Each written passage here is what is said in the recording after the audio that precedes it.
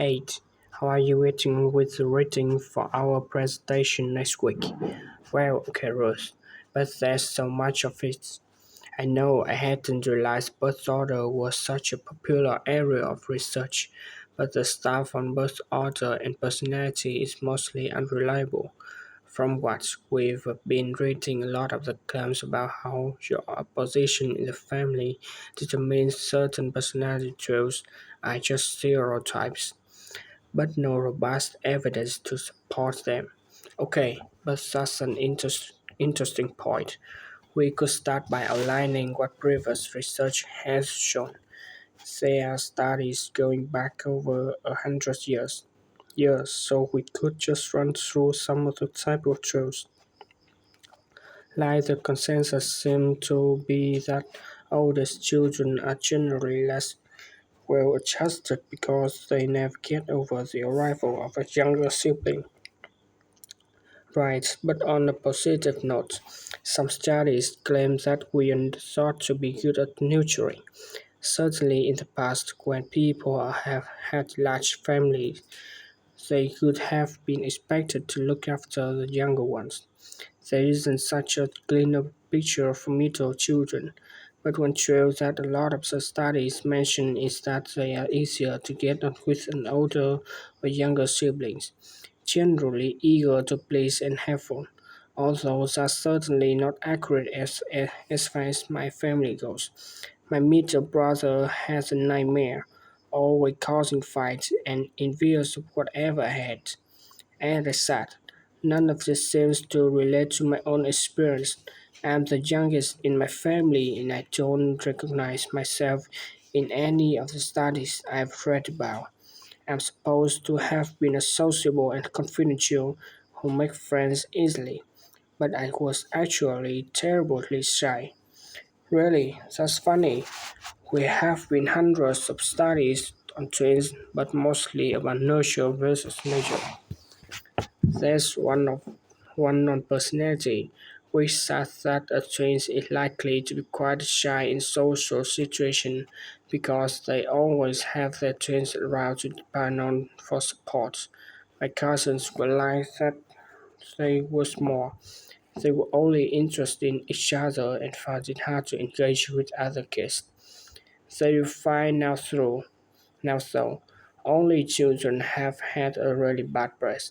A lot of studies have branded them as loners who think the world revolves around them because they've never had to fight for their parents' attention. That does seem a bit harsh. One category I hadn't considered before was children with much older siblings. A couple of studies mentioned that these children grew up more quickly and are expected to do basic things for themselves, like getting dressed. I can see how it might be true. Also, I expect they sometimes extract opposite, playing the baby role and clamoring the special treatment. And was the problem with most of these studies, do you think? I think it was because in a lot of cases data was collected from only one sibling per family who rated him or herself and his or her sibling at the same time. Hmm. One of the research into the relationship between birth order and academic achievement has been proved to be accurate though. Performance in intelligence tests declined slightly from the eldest child to his or her younger siblings. This has been proved in lots of recent studies. Yes, although many of them didn't take into consideration was family size. The more siblings there are, the likelier the family is to have a low social economic status, which can also account for differences between siblings in academic performance. The oldest boy might be given more opportunities than his younger sister, for example. Exactly, but the main reason for the marginally higher academic performance of older children is quite surprising, I think.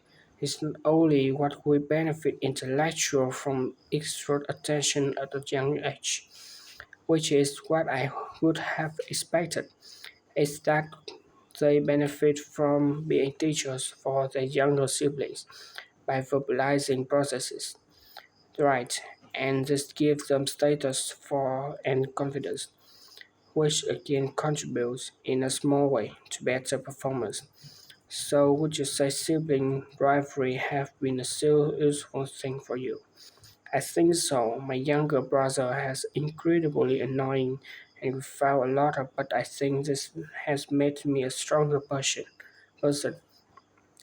I know how to defend myself. We had some terrible arguments and I could have died rather than apologize to him. But we had to put up with each other, and most of the time we coexisted amicably enough. Yes, my situation was pretty similar, but I don't think having two older brothers make me any less selfish. I was never prepared to let my brothers use any of my stuff. That's perfectly normal. Whereas